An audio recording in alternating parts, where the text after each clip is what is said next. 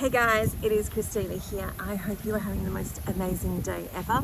If you are new to the channel, my name is Christina. I am a naturopath, herbalist, life coach, GAPS practitioner, all of the things, including a carnivore. So this is a space where I'm sharing about my carnivore journey, as well as talking about some of the questions that people ask me along the way.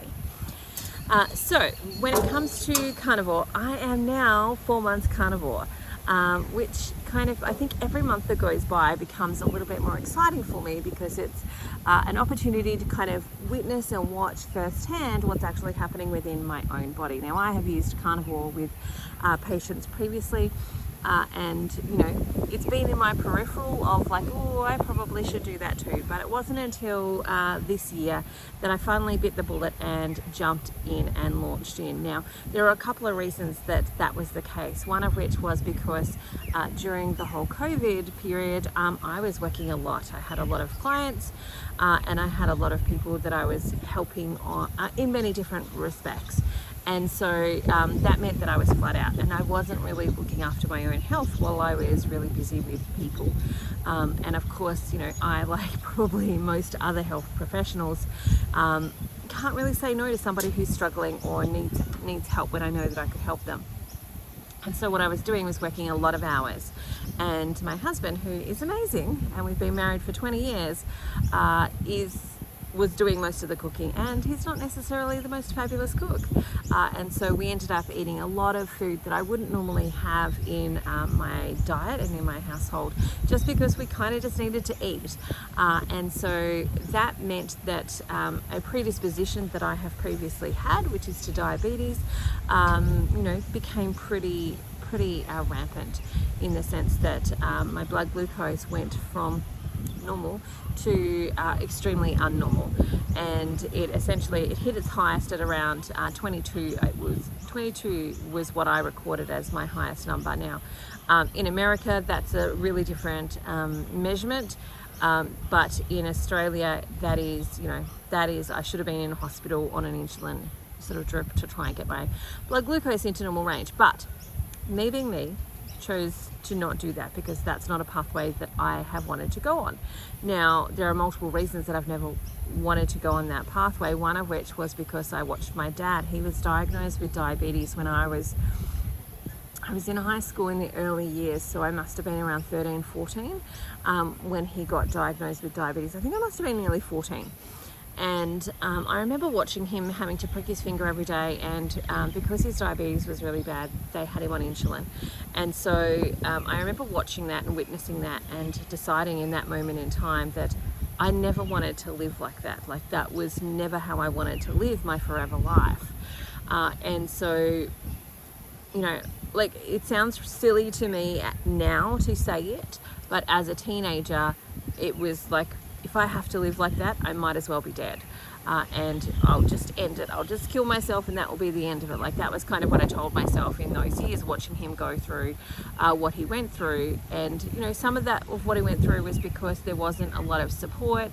The education, around diabetes is really stupid. I was when I had my first baby, I was diagnosed with gestational diabetes.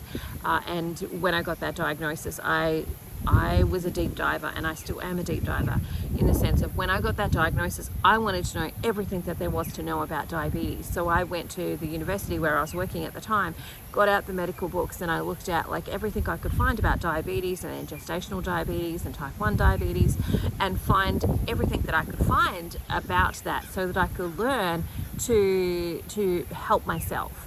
And everything that I was reading within that was about how carbohydrates were essentially the problem, that there was a conversion problem with carbohydrates, that the carbohydrates were too high, that meant the insulin and the insulin resistance and all of the stuff. I did all the learning around it, but essentially boiled it back down to it's carbohydrates that are driving the problem here.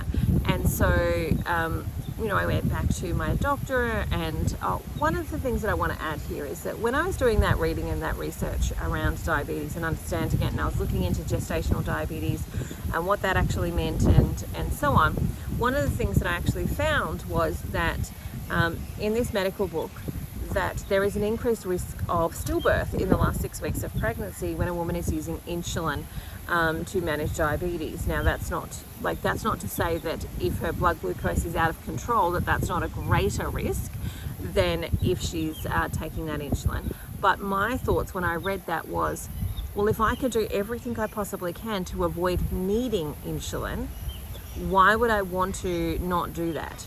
Why would I not want to do everything I possibly could to avoid needing that insulin so that I wasn't putting my baby at risk of stillbirth in those last 6 weeks? And yes, they monitor you more, they measure you more, they're checking you more closely, they're tracking you more closely, but at the end of the day, it's a risk that, if I know how to manage it, I might not actually need to take. And if I don't need to take that risk, why would I not do everything in my power to avoid that risk?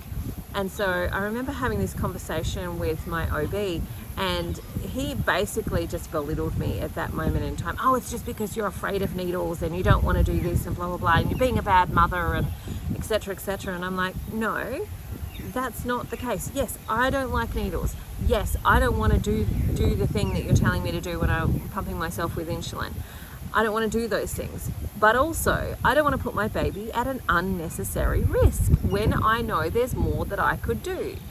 And in the education that the diabetes educators and the dietitians were giving you, the education essentially was eat this amount of carbohydrates. You could eat this cereal for breakfast, have this pasta for lunch, this potato for dinner, this amount of bread. Like, it was all about how many carbohydrate rich foods I could have, and I wasn't even eating that many carbohydrate rich foods.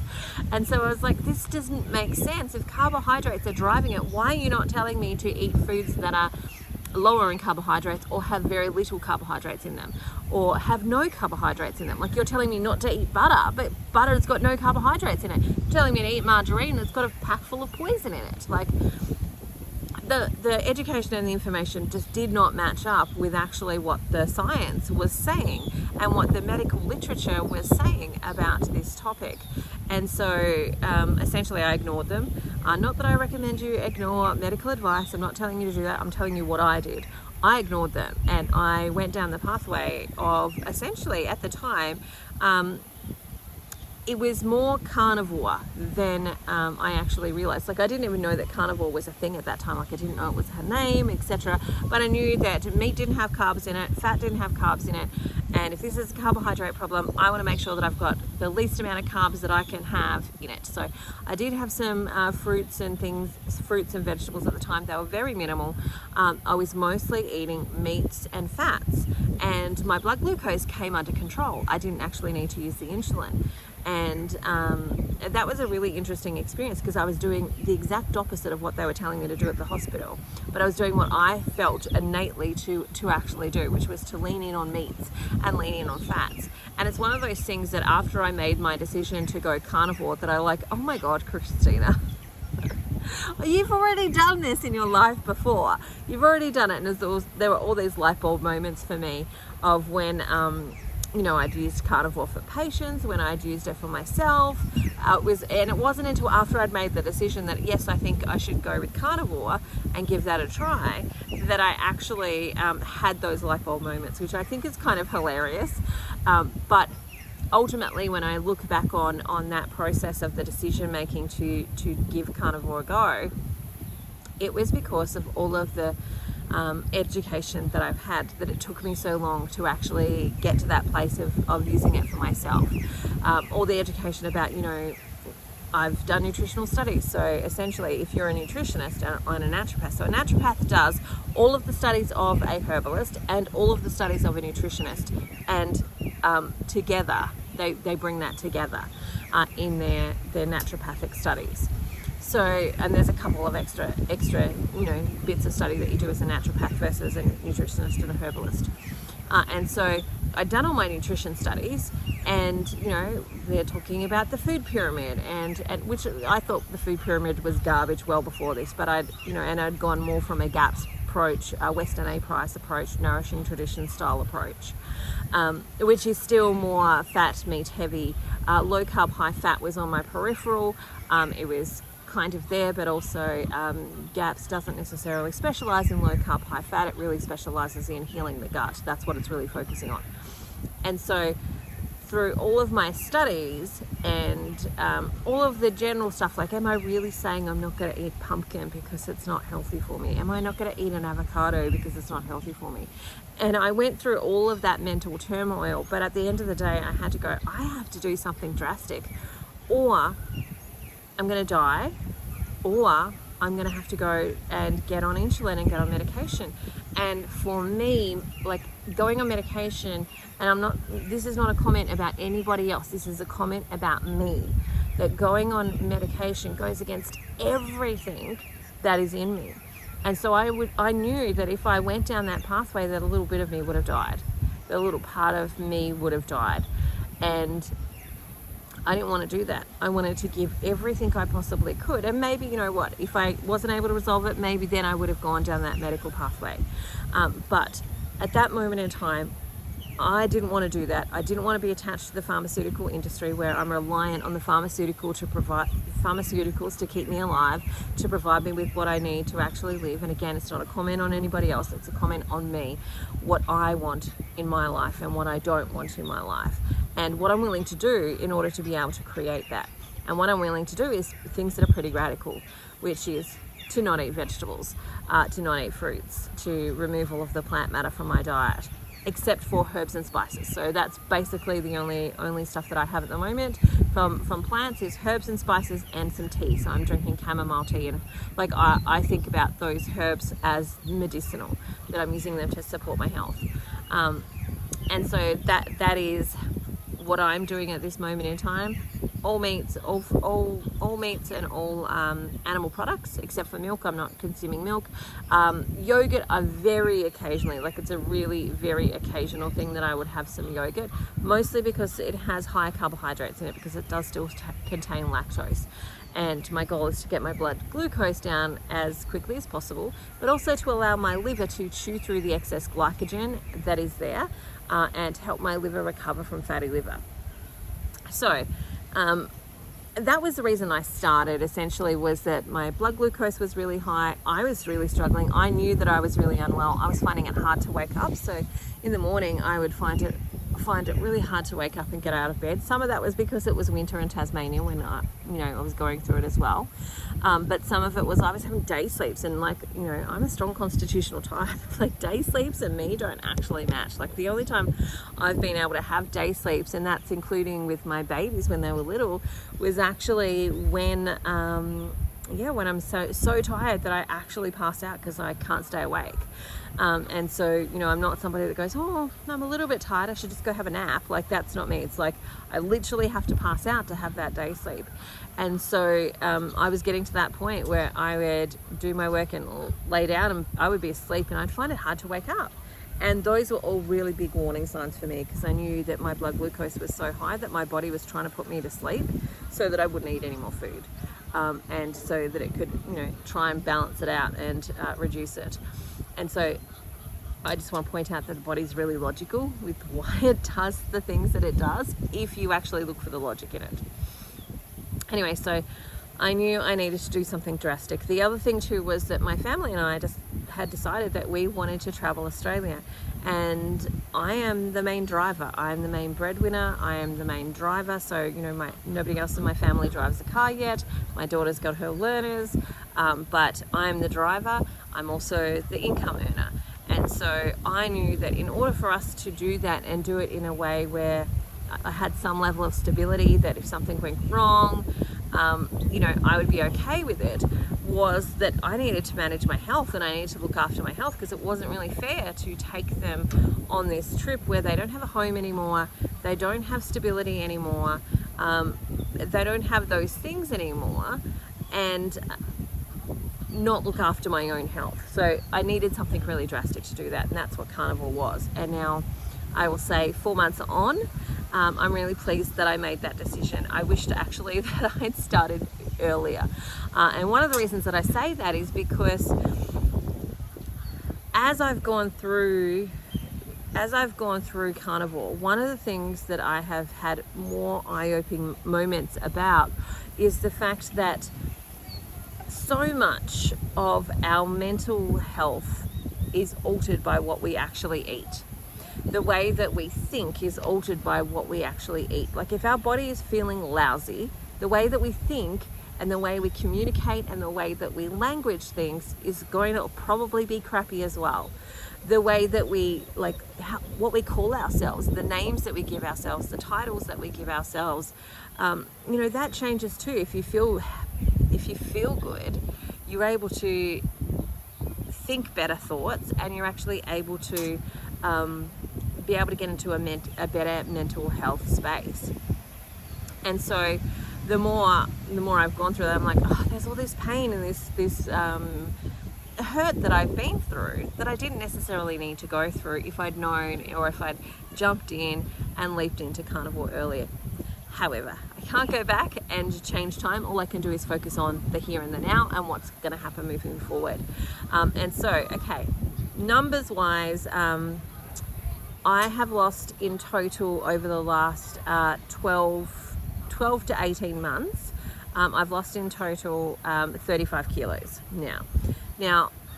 12 of those kilos were before I started carnivore. So I'd been doing a few things before that. I'd been doing GAPS here and there, which stands for, if you're hearing the word GAPS for the first time, it stands for gut and psychology syndrome.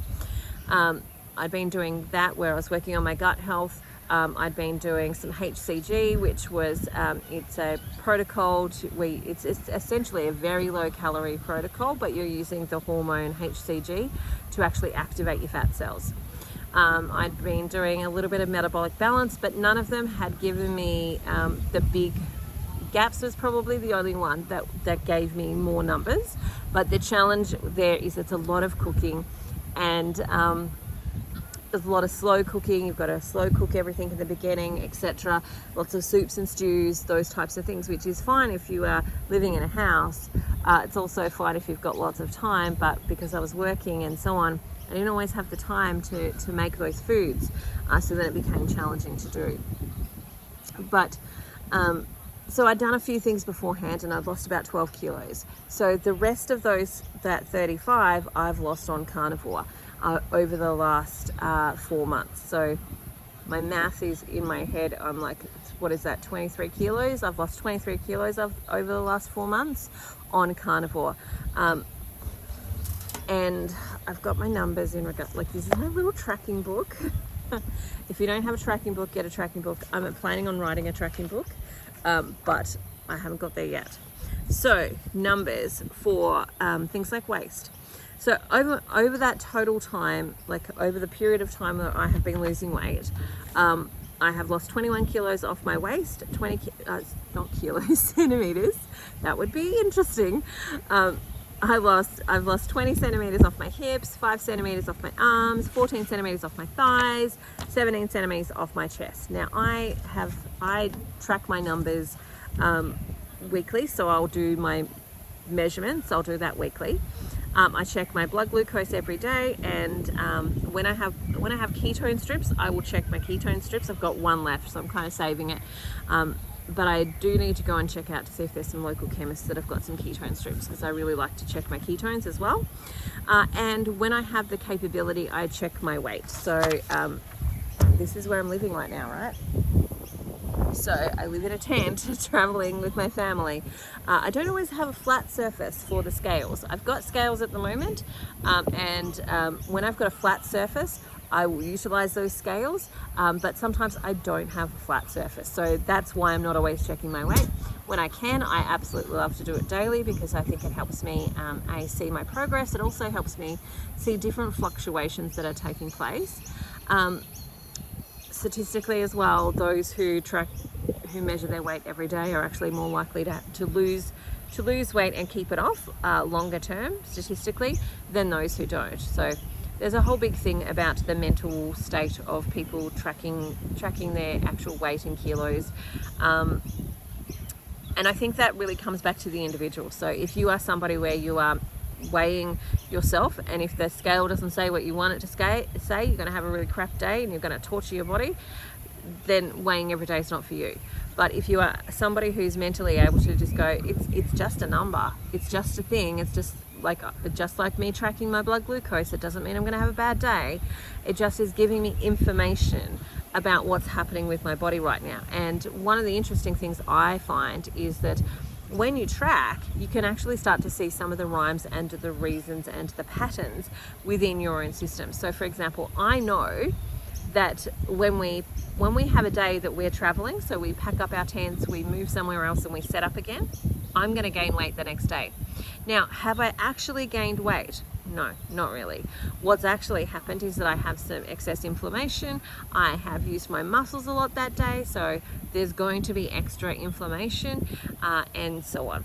There might also be some extra water weight that's coming on that day because I'm drinking a lot as we're actually starting to pack up and do all of those types of things. And so I know that the next day I'm just going to have gained some weight, and that's totally fine. Same with when I've exercised. So as we're traveling around, if we go to a park and they've got like exercise equipment, I like to use it. I like to have a go. Part of my goals over the next 12 months is actually to build muscle and to be strong and robust. And so I know if I do that, the next day I'm going to probably have gained weight as well.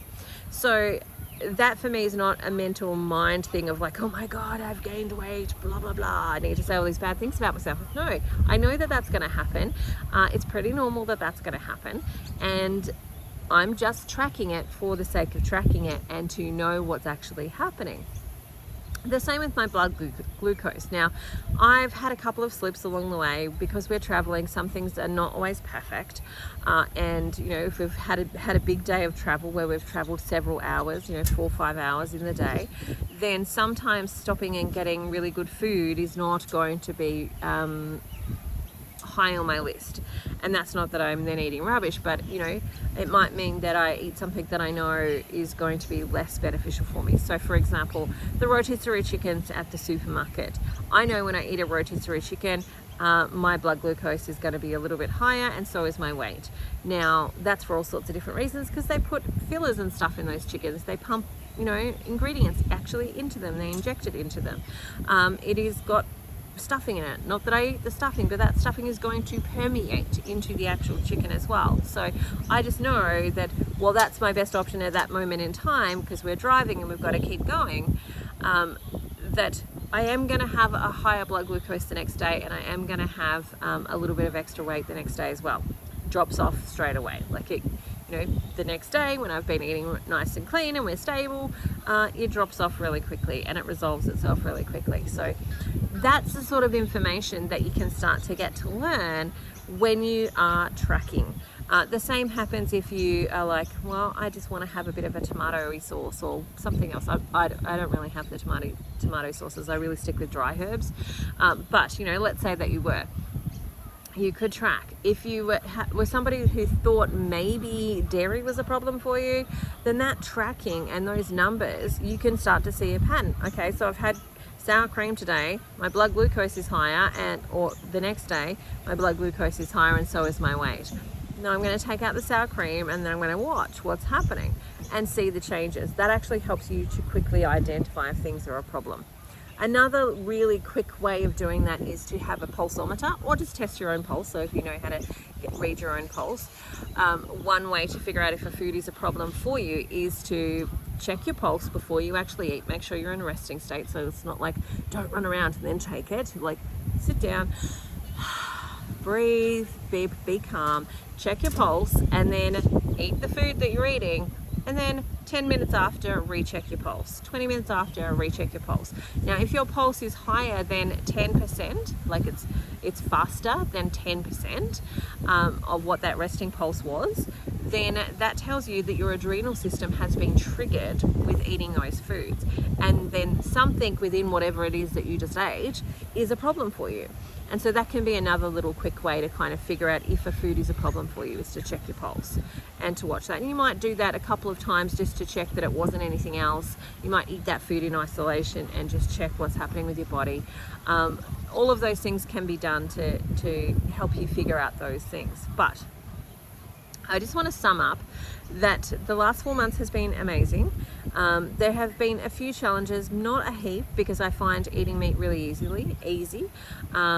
I'm pretty satisfied most of the time. Often I'll eat two meals a day. Sometimes I'll only eat 1 meal a day. It just depends on how I'm feeling. Other times I'll eat 3 meals a day. At the moment, I'm in a stall. So for example, my weight has kind of stayed the same, or it's gone up and down within the same kind of kilo-ish or two over the last week. I would say week to 10 days. It's been, just kind of doing this little flip and staying within that bracket. And I'm like, oh, I really want to get into the next one. So what I'm doing is actually eating a little bit more, because often when we are going through a stall, it's because we are under eating and our metabolic system just needs another little boost. And so I'm eating more, and I'm eating. So today I'm going to eat 3 meals and just get my fat up there, so that I'm making sure that my body hasn't gone into starvation mode where it's excuse me. Whew. Is that it? Is there another one? Yep. Okay, usually there's 3. Okay, so yeah, I'm just eating a little bit more to make sure that my body doesn't go into starvation mode where it's like holding on to weight. And so I'll do that for the next couple of days, and the likelihood is then I'll probably have another big jump down in that weight. And so if you are having a stall, probably check, are you eating enough? Maybe eat a little bit more for a few days, and usually that's enough to just kick your body out of that mindset of, oh, we're starving, we need to hold on to things. And it can also help you get into a little bit more ketosis as well. So feeling really good. One of the things that I have noticed for myself is that my hair has improved. So my hair is thicker. It's funny because I'm like not used to having quite as much hair, so I'm like, oh, I've got to manage this now versus before. So my hair has grown back. Some of my baldy patches that I had when I lost hair during Marcella's birth. So for those who don't know me or are new to my page, Marcella's birth was a traumatic birth, and they used things like chemotherapy, etc., to try and help keep me alive. And so my body went through a lot of trauma, and I lost quite a bit of hair during that process. So that is starting to grow back, and some of the spots that were thinning out are actually starting to grow back and improve. I've got lots and lots of baby hair that's come through. Energy levels are great. Like I get up most of the time, I get up around 5. And I'm awake and ready to go. Like I start client sessions now at 6 a.m. in the morning. So I have appointments available from 6 a.m. in the morning, my time. And because I'm awake, I'm up ready to go. I might as well start. I might as well get them done. I mean, we can't go travel and go look at different places because most of them don't open until 9 or 10. So I might as well use that time for working or getting some of that stuff out of the way. What else? So I wake up early. I've got lots of energy. Probably tell I talk really fast. Feeling really good. Blood glucose is coming back into normal range. I'm still not perfect yet. I'm still not yet completely in perfect range. My fasting ones are, like my non-fasting ones are. So after I eat, for example, that's within normal range. But my fasting one is just still a little bit high, which just says that my body has got, my liver in particular is still releasing excess glycogen while I'm sleeping because it's trying to get rid of some of it, and some of it thinks that my blood glucose should be higher. Until that starts to drain out, that will continue to happen. And so I'm not super worried about that because I know what's actually happening there, and I can see the trajectory is that it's coming back in normal range, and all of my other ones are within normal range as well. And on some diabetic scales, so depending on what state in Australia you're in, it will depend on what the actual parameters are on the scale with blood glucose as to whether they would diagnose you with diabetes or not. And so in some states, I wouldn't be diagnosed with diabetes. And so I'm pretty happy with where I am with that. Seeing that's coming down, and I can see my ketones are starting to go up, which means that my body is transitioning from carb burning into fat burning as its main fuel source. So again, pretty happy with that. Measurements are coming down, being able to buy new clothes, all of that is exciting. I can feel my body changing. Like I can, bits that didn't wobble before now wobble because they're not firm or they're not full. Like the fat cells are not full, they're now like spaces to actually move around. And so I can sense my body is changing. I know my hands tend to be the first things that I really super notice when I lose weight, and I can tell that that's happening as well. Yeah, I'm really happy. I'm certainly going to be continuing going, and I look forward to being able to give you an update at the end of this month of how I've gone in November. Let me know, do you like the monthly updates of like how much weight I've lost, how my body's going, all of those types of stuff, or do you not? What do you like?